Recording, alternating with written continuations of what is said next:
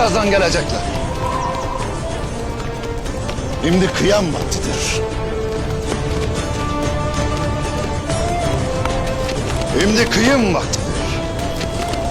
Bütün mallara el koyacaksınız. Tek bir kişi bile sağ kalmayacak. Buyurun bey. Haydi!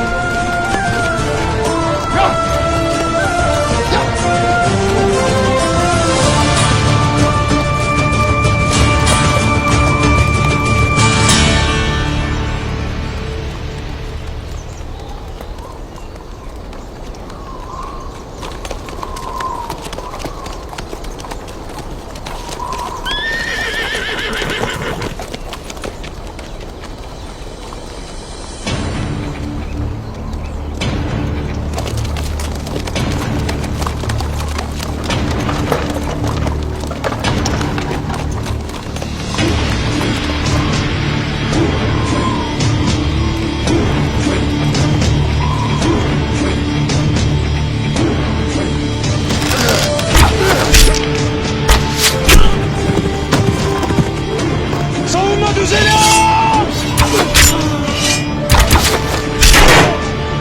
Kervanı koruyun! Tanrı bizimle!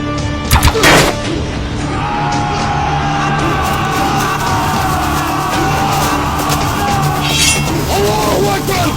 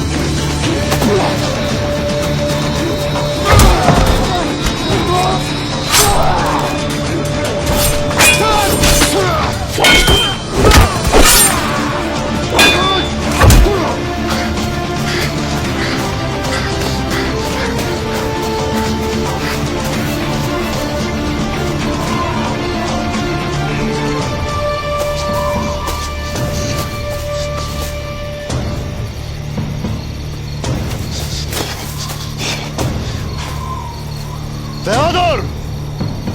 Madem Tanrı seninledir, ne de aslan görmüş çakal gibi kaçarsın. Hele çıkasın karşıma. Hadi!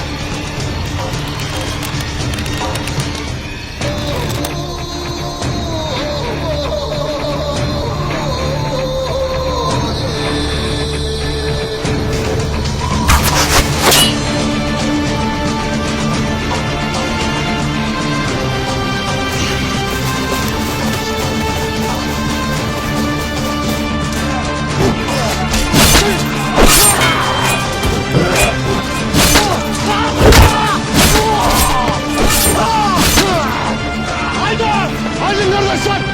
Haydi!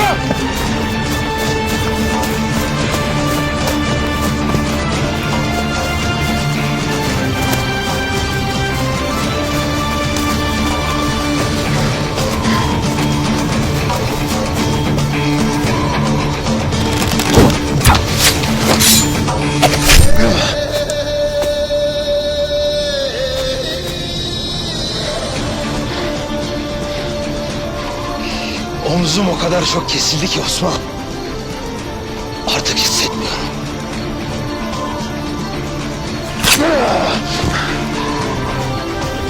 Kellen. Kelleni aldığımda hissedeceksin.